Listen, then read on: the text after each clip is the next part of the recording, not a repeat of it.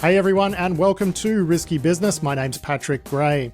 We've got a great show for you this week. Adam Boileau will join me in just a moment to talk through the week's news, as will Chris Krebs, who is going to be our third wheel this week, our guest co-host. So that's going to be a bunch of fun. This week's show is brought to you by Kroll Cyber, and Kroll Cyber's George Glass is this week's sponsor guest, and he is talking to us about the retail attacks in the United Kingdom. He's got some really interesting details there on how these scattered spider-esque threat actors were able to compromise places like Marks and Spencer and go after Harrods and whatnot. There's some really interesting detail in there, so do stick around for that one. And indeed, we're actually going to be talking about the sponsor interview in the news this week. And speaking of, let's get into the news now. But I suppose before we do, Chris, I got to ask, is there anything that you can tell us about your situation at the moment? I'm guessing, given that you don't appear to have done any interviews about it in the American press, that you don't have much to share, but I would be not a very good journalist if I didn't ask. Yeah, I have kept things pretty quiet. Haven't done any interviews. I'm trying to keep the fun in fun employment rather than talking about, thorny legal issues that, I'll get around to it at a time and place of my choosing. But in the meantime, I'm really excited to just stick to the cybers today. Excellent. Well, let's do that. And we've got a couple of great stories to kick off with. I mean, obviously, the big thing in the news at the moment is this conflict between Israel and Iran. And there's some very strange things happening on the internet in that region, as you would expect. Probably the biggest news story here is this attack against a major Iranian bank called Bank Sepah, Sepah. This looks like it was perpetrated by the group known as Predatory Sparrow, which is ostensibly a activist group that we've always thought is, the Israeli government is behind it. But Adam, why don't you kick us off here by actually walking us through what we know has actually happened? So the group behind this has put out some statements saying that they broke into the bank, that they deleted a bunch of stuff. We've seen some reports from local Iranian media that payment systems are down, people are unable to access their bank accounts, the physical branches are closed. Sounds pretty bad in terms of impact. And this particular bank is also it's the main state-run bank in Iran, which was formed by merging a bunch of other smaller state-run banks, and does things like pay government employees, which, kind of an important function. So, we don't really know. Like, some reports from Iranian press have been like, oh, it'll be back in a few hours or days. And then we've seen others where they're completely destroyed when it's, both sides of that kind of like propaganda part. So it's a little hard to read through all of that. But either way, something bad happened to them. And this is a group that we've seen do a bunch of other stuff with, reasonable impact in Iran in the past. Now, you just said something interesting there, which is that the bank is responsible for paying government employees. But even if it weren't, if you were able to successfully RMRF a major financial institution, I mean, you and I were talking this morning, and I used the metaphor that, like, the banking system is a table. And if you take out one of its legs, it's not much use as a table anymore, right? And the banking sector is the same. You take out a bank like this, you destroy its backups, this could be immensely consequential. And indeed, many, many years ago, when governments were still wrapping their heads around the cybers, people like you, people like me would wind up having conversations in various settings with government types. And they would ask you, what are the big risks when it comes to cyber war? What would you do if you were going to do a cyber war? And my answer was always, I would disrupt the banks, because that is how you would create maximum chaos. Chris, let's bring you into this. I mean, if this is an attack that managed to destroy, say, backups, if they actually managed to delete a bank, you would have to imagine that the consequences of this are going to be huge. Yeah, I mean, just to Adam's point, to your point, if you really want to piss off the workforce, if you really want to cause civil unrest and chaos, you take their money away. How are they going to pay for things on a daily basis? They're not going to, devolve to a bartering system of commerce. That's just not going to happen, at least anytime soon. So I think that's a good point. The second is, the way that this bank was used to avoid sanctions could also mean that it's a mechanism for laundering overseas payments. So if there's funding coming in from partners, China, elsewhere, they may have broken that link as well, or taken the evidence of that for future exploitation, either by intelligence services or whatever. So this is a big one. I do think that it's an interesting comparison to the beginning, for instance, of the Russia-Ukraine invasion, where everything was cyber all the time. And we didn't really hear too much, or we haven't heard too much yet. Early days here, but this one, and then I think if you watch, some of the intelligence sources or open source intelligence accounts, they're talking about like, yeah, there's weird stuff going on over there. Something's about to kick off here. It does feel like we're on the edge of something quite significant. The Pentagon Pizza Index is off the charts, if you're familiar with what that is. So I do think that by the end of this week, at least here in the States, or at least in the Middle East, I think it'll be a completely different landscape. Yeah, I mean, I think my core point here is it's not just about removing that bank. You remove a major bank, you create a systemic problem to the banking sector because of the interdependencies between major banks. So that's why I say that this could be immensely consequential. But of course, we don't know. They might have offline backups. Maybe their worst case scenario is reverting a week's worth of transactions, which would be a disaster, but it wouldn't be existential. Whereas if you are able to permanently delete a bank, that would be, very, very bad. Now, indeed, you just said there's some indications that things are going a bit sideways on the internets in places like Iran. I actually had a chat with Andrew Morris this morning from Grey Noise, and I've talked about this with you too, Adam. They're just seeing, and we won't divulge really too many details until they're ready to talk about it, but they're just seeing very unusual activity on the Iranian internet and activity emanating from Iran. Last time Andrew saw anything like this, it was when the United States took out Qasem Soleimani. So make of that what you will. Yeah, like some of the stuff that's going on, like it's a little bit peppy to silver. Like there's lots of data points, and we don't really know how they join together or what it all means. But it's pretty clear that something wacky is going on, and it involves the cybers and the internet, and we don't really know. And that's, in the context of cyber war, doing something actually useful, like in this case, taking out banks or whatever. Like anything else weird happening in the cybers in Iran at the moment is just kind of interesting. Yeah, and I think, the activity that he described to me that I described to you, you can't look at that activity and attribute it to any sort of objective. It just doesn't make sense. Yeah. I have no idea what you guys are talking about, but it makes perfect sense for, at a minimum, electronic warfare, jamming, lines of communications, things like that, just to completely disorient the adversary. And if this is the U.S. combined with Israel, I obviously have no intelligence, no insight. In fact, I don't have a security clearance, so I couldn't even access that stuff anymore. But yeah, they're prepping the battlefield. Every single indicator is there that this is still early days.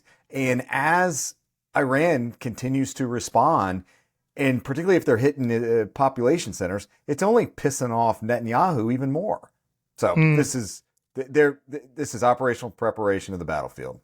Well, I mean, if you did want to confuse people, this activity is confusing. I'm confused. Adam's confused. So maybe that's it. Yeah. And meanwhile, Iran's Cyber Command has ordered top officials and their security details to not use any sort of network connected device. I mean, what I infer from this is that those devices have been used to pull together target packages, which should not at all be surprising to anyone, right? I was discussing this with a friend and they said, oh, well, it'll be interesting to see if these top officials and their security details actually stick to the advice. But I think when the advice is, ditch your personal device because the Israelis are using it to guide missiles to your location, that's a pretty strong motivator. This is like one of my favorite details of the last 5 or 6 days. It's nature is learning, right? They picked up from the Hezbollah pager attacks, and now they're applying it into the field, at least the Iranians are, in real time. It shows you that the Israelis have achieved some level of maybe not strategic deterrence, but tactical deterrence. They've instilled fear. Like the Iranians are afraid of Israel. They know how good they are, and they are confused. They're going to be disoriented. If they can't use their devices, they're going to have limited means of communications. So it's really going to, I think, continue to cause chaos. And from a strategic objective, maybe with tactical impacts, Israel's gotten right where they want them. Yeah, I think, Adam, you were making that point as well, which is even if they stop using their devices, you've still kind of won because they're not trusting their devices, and that slows down their ability to actually do anything. Yeah, I mean, the thing that occurred to me reading this is, like, the phrase bomb them back to the Stone Age? Like, this is, like, just deter them ever so slightly out of the information age, right? Slightly less kinetic, but in terms of degrading the ability to command and control and to respond coherently, like, probably quite effective. So, good work, I suppose. Yeah, I mean, again, we will say, just because people get confused when we talk about Israeli operations, not an endorsement of Israeli policy. Yes. Just an analysis of what's actually happening so you can save your emails and angry tweets. Thank you. I've also linked through to, an advisory from Radware, just looking about some of the stuff that they're seeing the Iranians pull together. I think it's really interesting to contrast what you're seeing Iranians do, which is like muddy water and whatever. Oh, they might hack a water treatment plant in Minnesota, ooh. Whereas on the Iranian side, it's like we can't use our mobile phones because we're gonna die if we do, right? So, sort of shows you what a mature signals intelligence, organization looks like in contrast to what the Iranians are doing. I would think, unless they're going to show us something new, but I doubt it. I mean, what's your vibe on that, Chris? Like, I mean, that's. I mean, I think I just said it there, right? Which is it contrasts a mature one to one that just looks cool. Yeah, I think that the general concern here is that they have a capability. The question is, are they going to be able to use it? And I just don't know if they still have that ability in place that can be directed from the high command. Yeah, indeed. All right, so we're going to change gear now, and we're going to revisit a topic that we spoke about last week. We've got some updated information on the Salesforce story that we spoke about last week, but the theme of identity-based attacks is a big one this week. So we'll start off with this story from Cybersecurity Dive, where Google Mandiant is warning that these scattered spider-esque attacks that hit UK retailers, they're now targeting the insurance vertical, which is interesting. But again, identity-based social engineering, this is something that needs to be top of mind for CISOs at the moment, Adam. Yeah, absolutely. I mean, regardless of which particular industry they're hitting, I mean, the retail ones were quite flashy. Insurance maybe is a little more boring for the average consumer, but the methodology, which is, a bunch of attackers that really understand how modern systems work, and that is identity-centric. Everything, no one cares about buffer overflows. That's grandpa's technique. Like, this is the way that people get compromised these days. And so seeing it applied in other industries, seems like a natural progression, right? But everyone's got to think about this. Yeah, so you and I have been kicking around some thoughts. So I will update everybody on the Salesforce thing. So it looks like the original reporting we relied on to have last week's discussion wasn't 100% accurate, right? So the way it had been reported is that the attackers had managed to socially engineer people into connecting an app into a Salesforce tenant. Looks like that's not actually what they were doing. I spoke to someone about Salesforce about this who has the details. What they were able to do was get a cred pair, basically, through social engineering, log into the Salesforce tenant, and then do it themselves, right?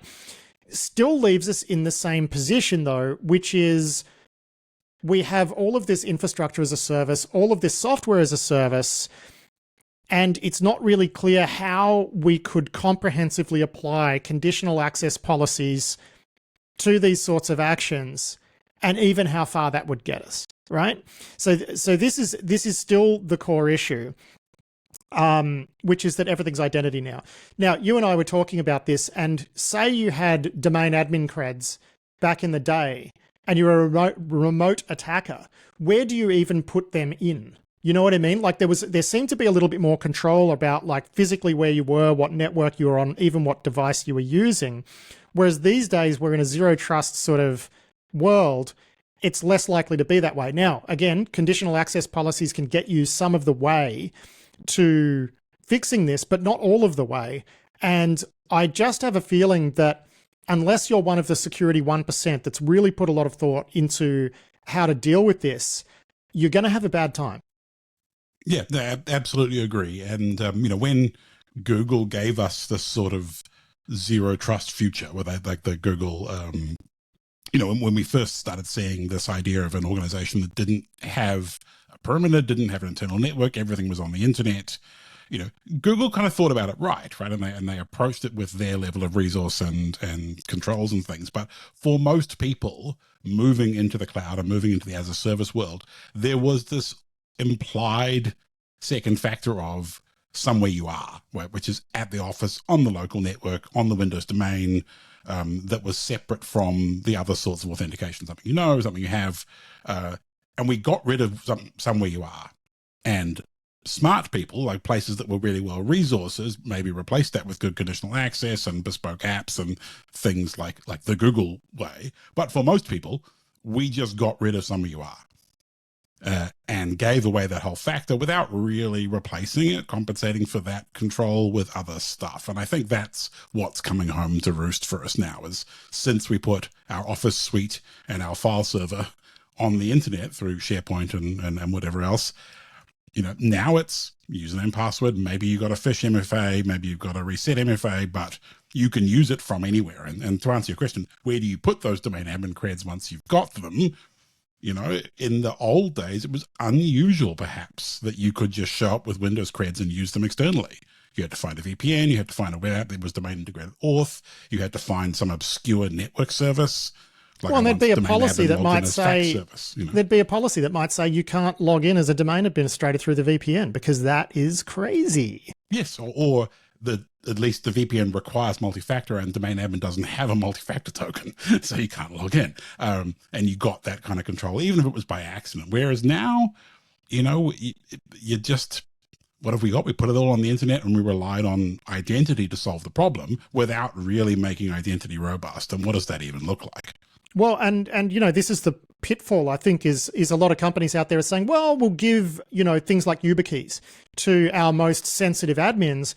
But then these guys, they just ring up the help desk and reset the MFA, right? So you're sort of right back at square one. So, I mean, some of the stuff people are doing around this, they can use various like hardware attestation software. Like what's the Okta one? There's like an Okta endpoint agent that'll give you, okay, this person is actually on a corporate device and things like that.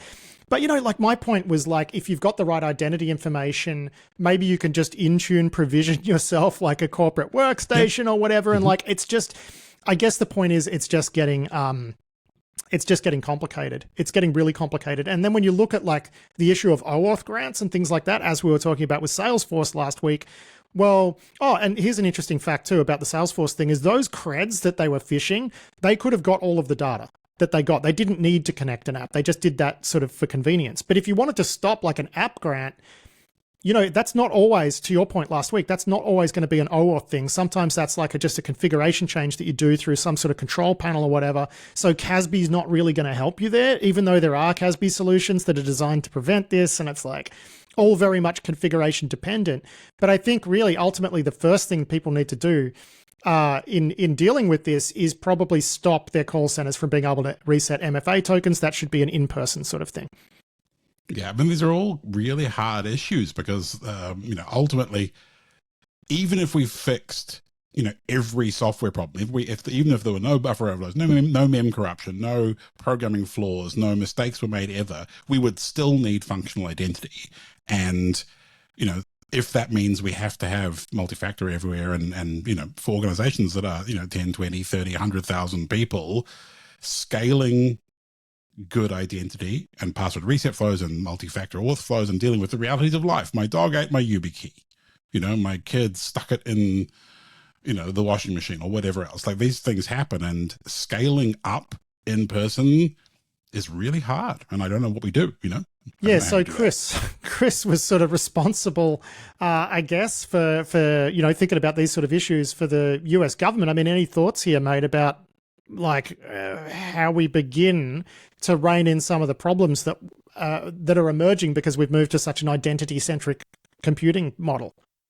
I've been thinking, frankly, less about the identity problem here and more that we're further complicating the perimeter by bringing in all these third parties. I mean, the Pat Opet letter from JP a couple weeks ago or whatever it was about to third party suppliers is like, that's so when I'm thinking about some of these scattered spider attacks, that it may not even be that they're coming in through the front door of the individual targets, right? Of social engineering the call centers for individual organizations. It could be that they're coming in through a third party back door that gives them kind of a unified point of entry across a multiplicity of targets. And that's where my head just explodes.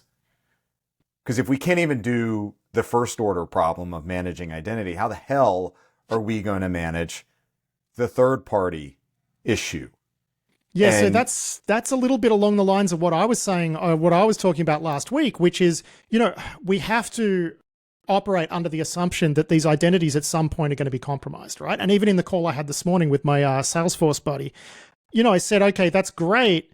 Everything that you've talked about, conditional access and the hardware provisioning, but if all that's standing between me and a multi-million-dollar ransomware payout from your company is I have to follow one of your staff home, hit them over the head with a lead pipe, and open up their laptop, you know what I mean? There still needs to be that second line of controls that can prevent that identity from doing horrible things, right? And that's almost an intractable problem.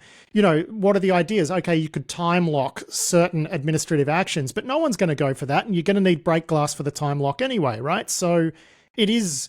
And then, a solution that works for Azure won't work for GCP, or let alone your software as a service like your Salesforce or your, various infrastructure as a service tools. So I just think, we're going to see a lot here. I'm totally with you, though.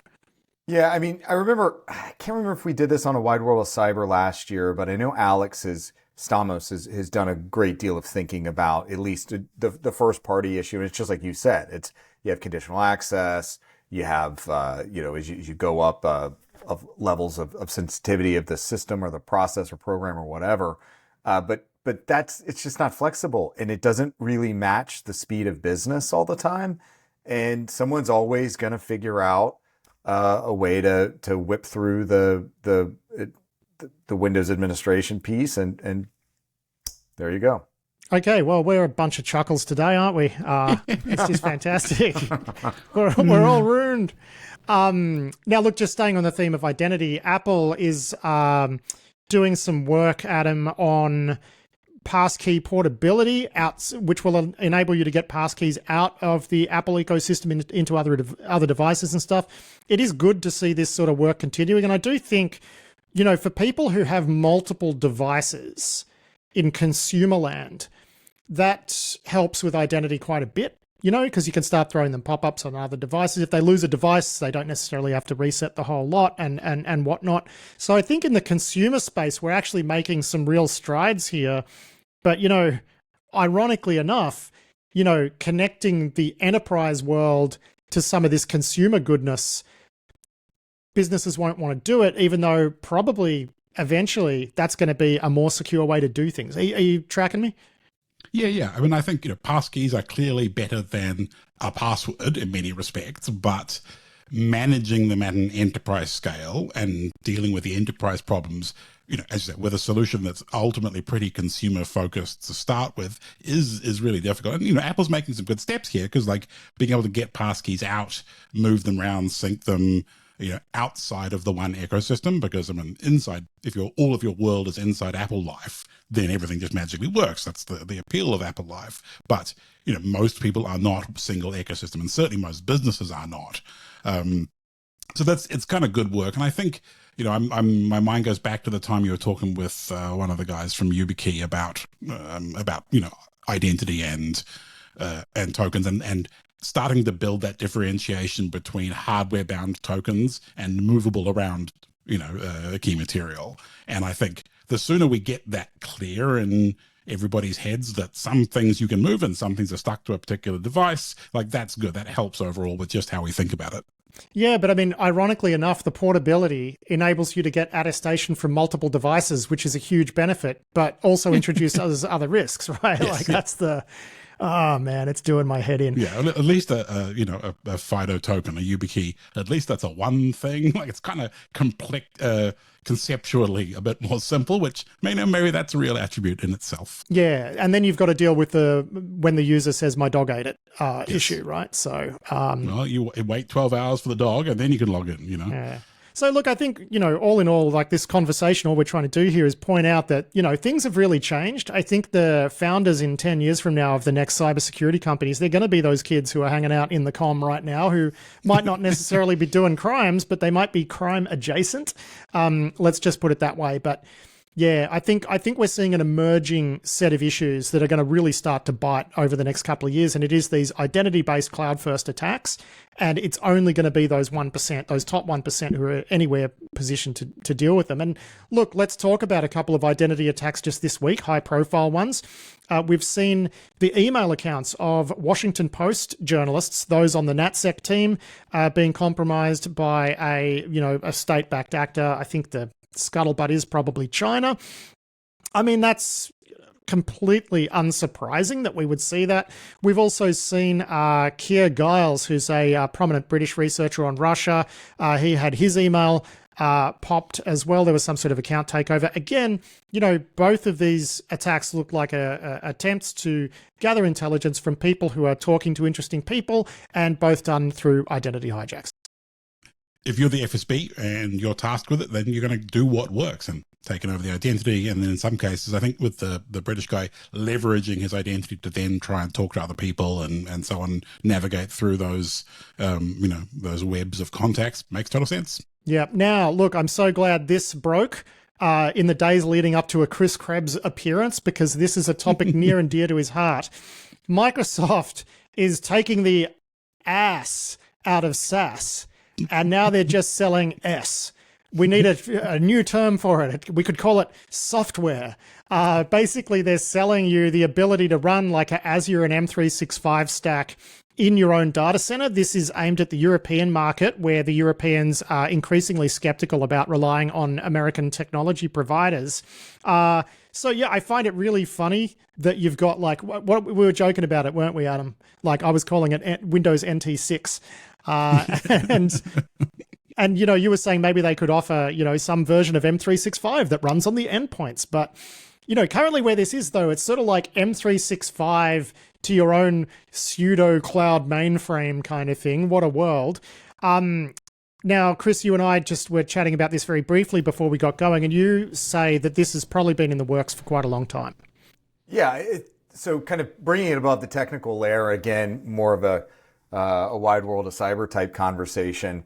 If you think back to 2007, 2008, the Russian DDoS attacks on Estonia, where they, pretty much flattened a bunch of government services all over a Soviet Union era statue of a Russian or a Soviet soldier, there's been this desire, this interest from certain countries in Europe for the ability of a sovereign cloud, where they can take, or even a digital embassy is probably the better way to put it, where you can take the government key functions, the key data systems, and put them somewhere else that's not residing on terra firma in that country, because the Russians are coming after them. When I was at Microsoft from 2014 to 2017, this is something that Brad Smith, now the president and chief legal officer, was pushing pretty hard. This was kind of also related to, at least tangentially, to the Digital Geneva Convention work that Microsoft pushed pretty hard. They kind of went through the Paris Cyber agreement or whatever it's called. So this sort of ability to float up originally started, again, as a defense against Russia, but over time, it seems to be a GDPR plus sort of outgrowth of, we don't trust the Russians. Maybe we don't trust the US either, out of a number of different European countries. And when you see that ability to put M365 in other associated services in trusted providers or second parties, with, again, something that, Pat, we talked about on, I think I want to say, was that the last Wide World of Cyber I did before? I don't know. They all blur into one. But again, this is exactly what Alex talked about. This is what I talked about. It's like, they're just going to throw Azure into a domestic champion. And so you've got an SAP shoot off or subsidiary that's going to be running it in Germany. So, and that's the most extreme case, at least for Germany and France, where you can drop it into critical infrastructure, you can drop it into government services, and there's no U.S. Fingers anywhere near the software, whether it's private or public cloud. So I think this is a kind of a natural outgrowth. It's a really interesting, I think, also wrinkle that instead of Europe pushing back on U.S. tech providers, they're asking for more and more ways to do it, which I think if you had been in the room in the Munich Security Conference where the Vice President Vance, I think, pushed back pretty hard on European governments and censorship and things like that, this isn't necessarily the way I would have expected it to go, that the European countries would be asking for more U.S. support now, or at least technical support from companies. But the way they are carving it off from the private cloud plus the third-party providers, it's a pretty elegant solution. It is. I mean, I don't think it's just about spinning up countrywide clouds. I mean, from what this post from Microsoft seems to say is like individual organizations can even run their own sort of Microsoft stack in their data centers, right? So it's not even just about that sovereignty piece. It's about, hey, you can run end-to-end Azure M365 in your own data center, put it in a rack, right?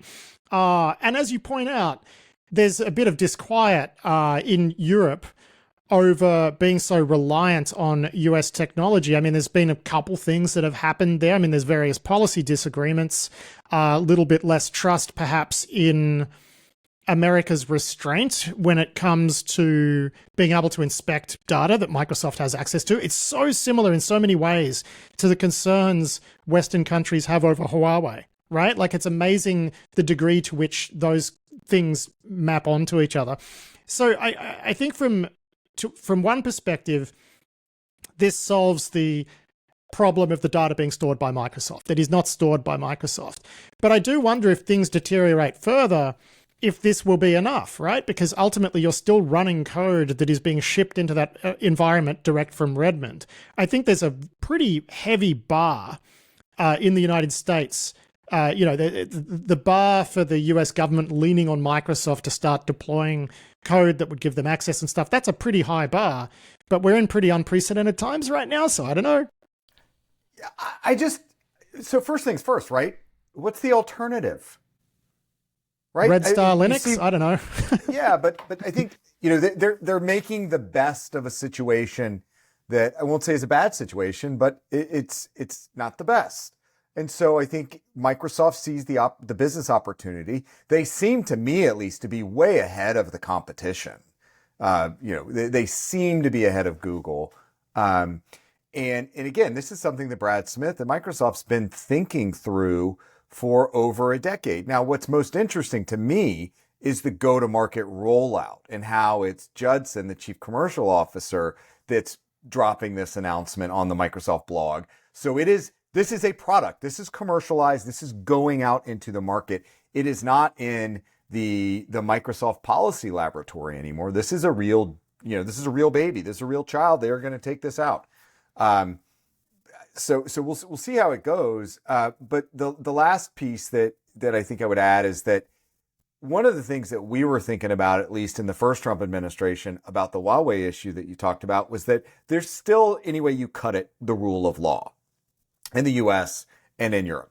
What we had as a kind of a foil against China was that there is no similar right of action in the courts that's legitimate, where you can sue if the Chinese government comes knocking on your door and says, hey, company, turn over data. That doesn't exist. Microsoft sued the US government for data that was sitting in an Irish data center that they were like, no, US doesn't have territory here or jurisdiction here. You can't do it. That case went all the way to the Supreme Court, and there was a law, the Cloud Act, that was passed subsequent that was made to address this issue. So at least in the good old days of the last Trump administration, there was rule of law. That was something that Europe at least could kind of hang their hat on. Now, granted, we're like 2 or 3 shrims past that. So, and also in the second Trump administration. So it's not clear exactly how this is going to play out, but Microsoft is making a big commercial bet.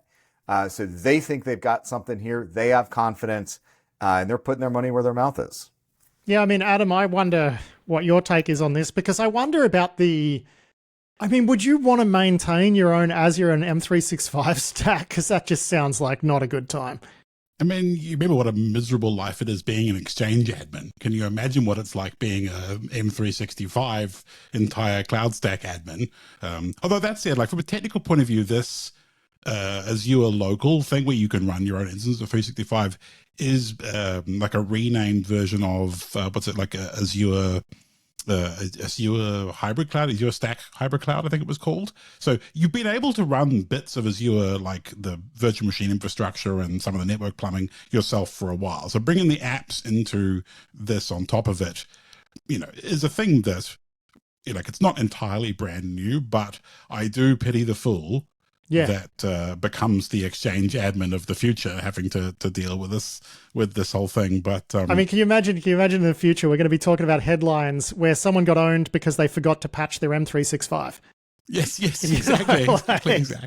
Right. But on the other hand, I think, as Chris said, like, what's the alternative? I mean, was it the Dutch that are thinking about like going to the LibreOffice future? Yeah. Like the Germans tried that in the early 2000s. They tried to get rid of Microsoft, and that's back when OpenOffice, etc., and the rest of the open source Office suites were a lot more feature comparable with just on desktop Microsoft Office, let alone someone who tries to use, OpenStack and all of the open source cloud equivalents to run something that looks like Azure. Like, the product is just so much more mature than any other option. So yeah, what are they going to do, right? As you say, you can't red star Linux it. The only thing I'd add here is, based on the last segment, wait till Scattered Spider gets a hold of this. Yeah. I mean, we are just making the attack surface that much more pickable. Mm-hmm. It's right there. I'm guessing podcasts to make about it for so long. It's great. I'm guessing Microsoft's put some thought though into how to at least maintain the stack. So my joke about patching and whatever, probably not that applicable, but you would think there's going to be like, someone like you, Adam, gets a shell in that environment, it's going to be a fun time. Oh, and I'll just say too that one of the things that I was mentioning about, the Europeans feeling a bit funny about Azure was, the United States government sanctioned an international criminal court prosecutor, and that led to their Outlook account being vaped, right? There were some bad reports going around at the time that they withdrew services from the International Criminal Court. They didn't, but they did withdraw services from one of the prosecutors. And that was enough for and this is because the United States doesn't like the International Criminal Court investigating Israeli politicians for war crimes. And, from a European perspective, they see that and they're like, yeah, that's a little bit alarming. Look, let's kick on with some technical news here. And this is some fascinating research from the AIM Security Labs team that you gave us, you put in the run sheet here, Adam. It's some sort of Microsoft 365 Copilot, like AI-based attack that lets you email someone and then get information back in return. Walk us through it, because I read it and I feel like I 70% understand it, but I don't 100% understand it. So, I mean, ultimately, this is an instance of prompt injection. So in that respect, not super interesting. But the way that they wrote it up and the way they thought about it, I thought was pretty cool. So this was a bug in Microsoft's 365 environment where you could basically send an email which contained instructions which, if that email was ingested by Copilot on behalf of the user that received it, you could then cause that AI to do something on your behalf. And then they chained that together with a couple of flaws where they could exfiltrate data without any user interaction. So, for example, loading images off remote servers where the data is leaked in the path, or bypassing content security policy in SharePoint in the cloud, blah, blah, blah, blah. But the real interesting bit here, I guess, is so you email a prompt in. There's meant to be a layer of filtering in Microsoft's environment that attempts to detect when the data you're processing contains prompts or like is giving instructions. So in this AI future world where we are mixing code and data, it's meant to try and detect things that look code-ish in stuff that's probably data. And of course, that's already a very difficult problem, let alone trying to do it in an AI fluffy world. So they come up with basically a way to bypass that filtering just through making it look innocuous. And then the second part is engineering the data you're sending in to maximize the chance that the AI will retrieve it and use it. So they compare this to like heap spraying and memory corruption, where you're going to spray data into the 365 in a way that the AI is likely to get it back. And they do this by crafting an email, which when chunked up and ingested into Azure's like RAG database, so a vector database that the AI uses to pull relevant data out to then load and process. So they kind of game that such that their malicious input will come back in almost any requests that the AI is making to its data store to get relevant information. And then the instructions are like, find the most sensitive thing you can in the attached documents, and then make an image about it and send it to me, the attacker, to leak the data out. And that's just a really fun kind of way of thinking about these attacks with their different parts, and then getting it to a point where you're, sending an email and receiving sensitive data back. Like, sweet, that's great hacking. It is. And it's funny that the way that they bypass that prompt injection detection part is just by phrasing it right. You know what I mean? Like if you're a good writer, you can figure out how to write things in a way where you're conveying the meaning that you want to the LLM without the filters actually knowing that's what you're doing. And I mean, what's a universal solution to that? Yeah, I mean, I every solution that we have seen someone talk about so far is just layering more AIs around it to say, like, does this look sus? Is this what I expected? Does this match my, the intent of my policy, even if it's not the letter of my policy? And it all gets very fluffy.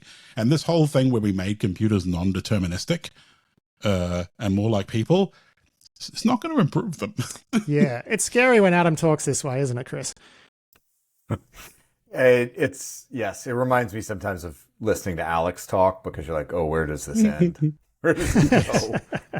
Yeah, Alex and I both have a strong kind of doom-filled streak, I think.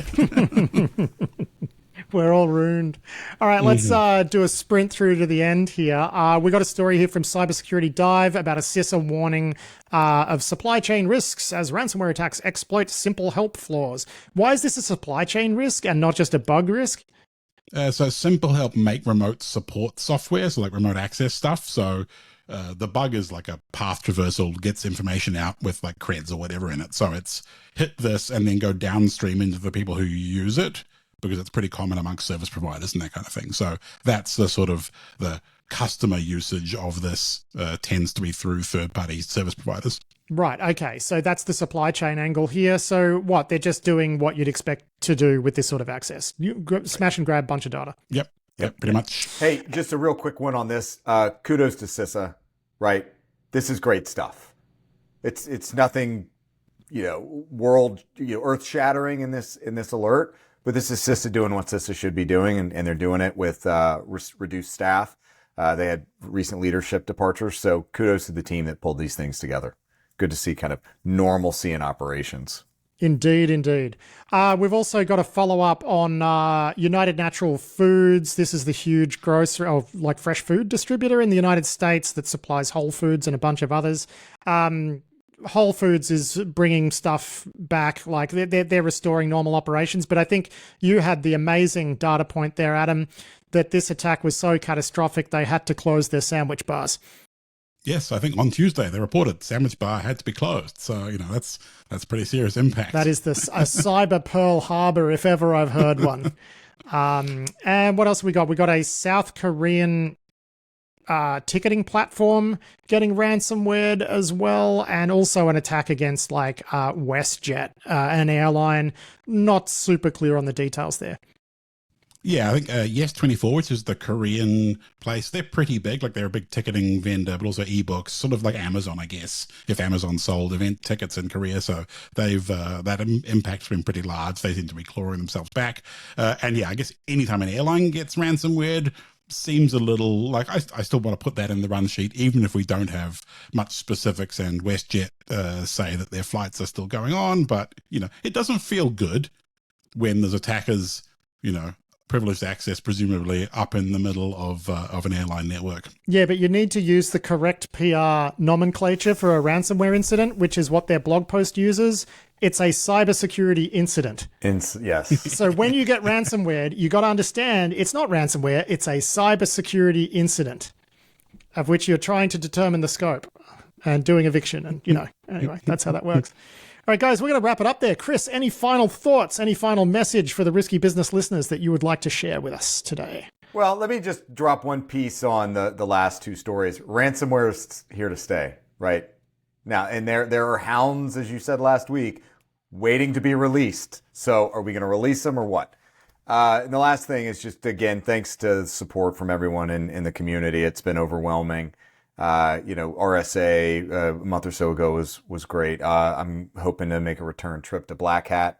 But again, the outpouring of support's been fantastic. I really appreciate it. Love everybody out there. Keep up what you're doing. And I think if you need any more reminder of just the last couple of weeks, again, you guys are the front lines of defense of modern warfare. I said that at a couple panels at RSA, so keep it up. We're all counting on you. Awesome. Well, we will wrap it up there. Chris Krebs, thanks for joining us. Adam, as always. Thanks so much, Pat. I'll talk to you next week. Adios. That was Adam Boileau and Chris Krebs there with a look at the week's security news. It is time for this week's sponsor interview now with George Glass from Kroll Cyber. And Kroll have a heavy presence in the UK and have been dealing with some of these, responding to some of these attacks against the retail sector there. And it very much ties into the conversation we just had in this week's news, which is simple social engineering attack to complete compromise. And this is an issue that's very, very difficult to deal with. So here's George Glass talking about that. Fairly classic social engineering. So ringing up a help desk with limited information about a particular set of targets that they wanted to impersonate. Could be one, could be two operators, both trying to impersonate the same person over multiple calls, using the information that they've got from a previous call in the following one. That could be like an employee number or a manager or something like that, and essentially just building towards socially engineering a help desk person to reset MFA, reset a password. Could be very cordial on the phone, English speaking gentleman, and that sometimes works. Sometimes they move more towards being angry. I'm very important. I have a meeting coming up. I must have my phone reset. No, I can't access my email. I'm locked out of all of my accounts. You need to do this for me now. So on and so on and so on. I'm going to come down there and there'll be hell to pay. That sort of vibe, right? Yep. And they just do, a variation of that. And it works, obviously. Yeah. I mean, I guess I'm wondering though, like, okay, that might get you one user account. And as you said, multi-stage social engineering. I remember, not an intentional name drop here, but talking to Kevin Mitnick about this many, many years ago. And he said the thing back then people didn't understand is that, a successful social engineering campaign was multi-touch, right? So as you pointed out, they might have the employee number, but maybe they got that from a previous call where they rang up and they said, hey, it's, Joe Bloggs. I'm filling in a form. I need my employee number. I can't remember it. Can you just look it up for me? That sort of thing. Then they ring back and, hey, it's Joe Bloggs' employee number, and they've got more credibility. But in these cases, okay, they've got user access. What then? Because, getting one user account, okay, that's interesting. But turning that into the chaos that we've seen in the UK retail sector, is going to take a bit more skill than just yelling at someone on the phone. Or does it? Well, that's the interesting thing. We've seen targeting of IT personnel, so people that they know will have a whole bunch of really interesting documents in their SharePoint. Exfiltrate all of those. Okay, right, I know how to authenticate to the VPN, et cetera, et cetera, et cetera. I know password policies. Very adept at traversing a SharePoint estate, gathering reconnaissance, that sort of thing. But we've also seen it from low-level employees where they've managed to, essentially conduct a business email compromise, but it then install like a Azure Logic app or something like that, that again can exploit some sort of vulnerability in the setup. So really does show that they're very adept at Azure SaaS technologies.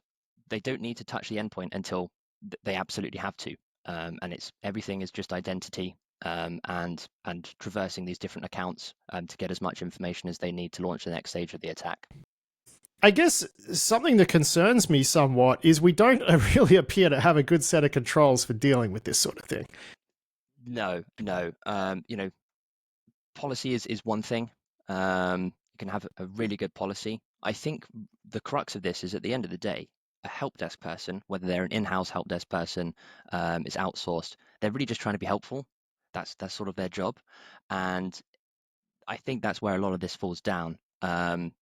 It's easy to give away small piece of information that may be out of your policy, but as we've been saying, that all adds up to pretty significant breaches. How you stop those sorts of things, it's very hard because it's human nature, and you've got to train that into people, ensure that the policy is followed. Conditional access and all of those sorts of things are very expensive. Very hard to achieve, especially in a very distributed environment like retail, where you could have seasonal employees and so on and so forth. So it's very tricky. It makes it an easy target for these sorts of guys, and it's an expensive thing to get right, to be honest. Yeah, I mean, I don't think there's any realistic prospect of preventing social engineering attacks against help desks from succeeding. Like that's just not achievable. But I would have thought that you might be able to either detect or slow these people down once they've got that user account and start doing weird stuff. But then you look at the solution sets for these sorts of problems, and you got what, like CASB? I mean, you're gonna rely on CASB? Well, to be honest, we on our MDR practice, we detected a malicious use of employees' identity. I think they had access to the environment for all but a couple of minutes. It is possible, but you're looking for anomalies that are hard to catch at any reasonable scale, right? You have your set of users that you're going to be looking at very, very closely. Those with high privileges, XX, VIPs, so on and so forth. But doing it across an estate of maybe 10, 20,000 people, maybe more, that becomes a really big challenge. You mentioned they were going after the people who are likely to have highly privileged access. I mean, I know from Adam Boileau, my co-host, when they were doing red teaming, I mean, the first people they'd go after with phishing and whatnot was the domain admins who they found helpfully through LinkedIn. I mean, are these guys doing it similarly? Do you think, is that how they're doing their recon, just hitting up LinkedIn and looking for the domain admin? I think that's absolutely the case. Yeah. The cases that we've seen, they seem to be very, very focused on a few individuals that they know are going to have access to a whole bunch of technical documentation, credentials stored in a LastPass, so they might be able to phish and those sorts of things. That's clearly what they're doing first, is some reconnaissance, and then really just chancing it, to be honest. We've seen some calls just hang up. It's clearly not going to work. Okay, forget it. They'll probably moved on to the next target by then. Some more persistent because they clearly think that they can get a good amount of access by that one single identity. Now, walk us through, if you wouldn't mind, that I'm not sure if you have the details at hand, but you just mentioned one of the detections in a MDR context. Like, what was the detection? Why did it jump out? And how were you able to find it? Because, I mean, that's, hey, this is a marketing segment. Do your marketing thing. Tell us about how you saved someone's bacon. Yeah, so I think a lot of our detections are driven through Sentinel, because they have 365 and so on. We work on a number of different signals, anomalous token usage, impossible travel and things like that. The thing with Scatter Spider is most of the time they'll be VPN'd close to where the user is. So we're looking for multiple signals, different user agents being used to log in over a short period of time, that sort of thing.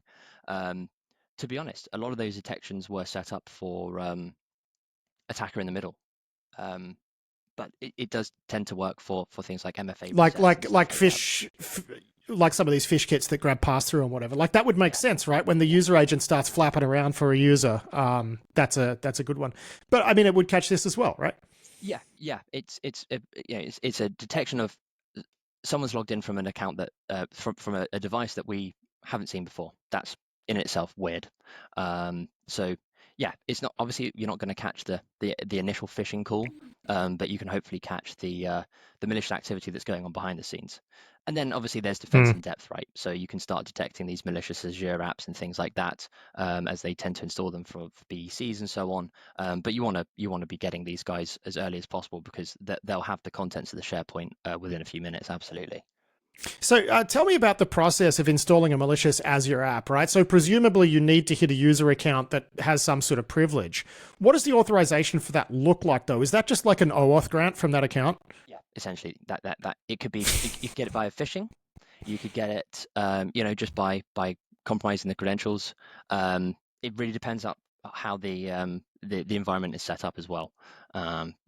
A good consultant answer there. It depends, but it can be It incredibly depends, easy. right? So sometimes it's like you need to go through the whole, authentication challenge, right? Basically to do it. And other times it might just be an OAuth pop up and you just click, yeah, okay, whatever. Exactly. Yeah.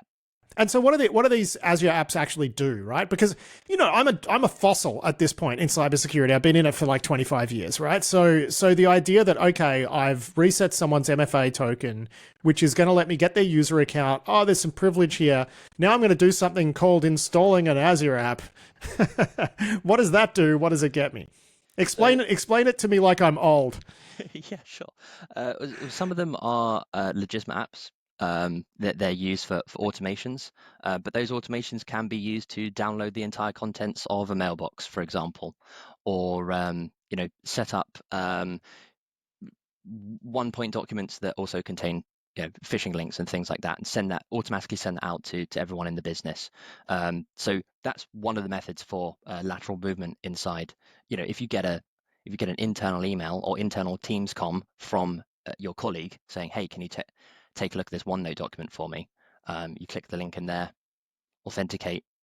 That's more creds for the bad guys, right? So it's pretty common now for business email compromise cases that we work, that there's some sort of malicious Azure app or logic function or something like that set up. It's amazing, man. Here we are, 2025, infrastructure as a service, looking about as stupid as the on-prem stuff we had 20 years ago. Amazing. So let me ask you this, though. Here's a curly one for you, right? Because, you've been in the thick of this, right? Being based in the UK, this is where all of this activity's hit. You've seen the ones who've done badly. You've seen the ones who did well. So there have been reports of like Harrods. They went after Harrods, but they were able to evict pretty quick. Didn't look like there was any disruption or damage. What separated the companies that got through this, where it was just like, in the news for a day, where they pulled some systems offline, sorted it out, and basically went uninterrupted, versus the ones like Marks and Spencer, who I think are still restoring services like a month or two later? Yeah, I think for the cases that we worked, which is really all I can talk to, it comes down to detection. Right, if we compare this stuff that is still in the news, clearly there was a huge amount of lateral movement, a lot of malware being deployed, rumors of ntds.dit being exfiltrated. Really detecting that sort of stuff is pretty paramount to running a good defense in depth capability. So detecting as close to the intrusion as possible, especially identity-based detection, they seem to be the ones that are faring a lot better in this case. And actually, again, in my experience, it seems to be the people with the in-house help desk seem to have fared better than those that outsourced. Is that because people tend to adhere to the policies a bit better? I think so. They tend to just be smaller organizations as well. So maybe they recognize the person's voice wasn't who they thought they were going to be talking to, and things like that. Yeah, right. Because they know them, because they work down the hall. Yeah. I mean, I guess I'm wondering, though, you say that detection is a good thing here, right? And that totally makes sense. But I mean, we've talked about like, again, this is about a vibe, not an attribution to a set of people, but we've seen scattered spider-esque attacks here in Australia where they take over a domain, like they take over an MX record, right? Divert mail, and then they go from there to full compromise of absolutely everything in 10 minutes. So I'm sort of wondering, like, are we worried that detections aren't quite going to cut it when it comes to threat actors who use these types of TTPs? And really what we need to look at is hardening. And I find this an interesting question, because then I think, well, how do you harden against this? I think you're absolutely right. I don't think, I think it always goes back to the weakest link in the chain can't be a person behind the keyboard, right? It's got to be controls, it's got to be process, it's got to be procedures. Hardening in this case, as you quite rightly say, is very, very difficult. It's going to be expensive. we've been recommending phishing resistant 2FA, conditional access policies, and things like that. They'll certainly help. It's expensive to roll out, and especially for retail, there's however many endpoints, tens of thousands of endpoints across your estate, and you say, hey, we'll do conditional access and make sure that all of your seasonal employees, they're only going to be there for 3 months, have FIDO2 tokens. It's just unrealistic, isn't it, really? Yeah, I feel like it's going to be an interesting few years figuring out how to deal with all of this, and I think things are going to get a lot worse before they get better. As a pundit who covers it, I have very conflicted feelings about all of this, but George Glass, it was great to see you again, my friend. Thanks for walking us through all of that, and we'll look forward to talking to you again soon. Thank you very much. That was George Glass from Kroll Cyber there. Big thanks to him for that, and big thanks to Kroll Cyber for being this week's sponsor. And that is it for this week's show. I do hope you enjoyed it. I'll be back soon with more security news and analysis, but until then, I've been Patrick Gray. Thanks for listening.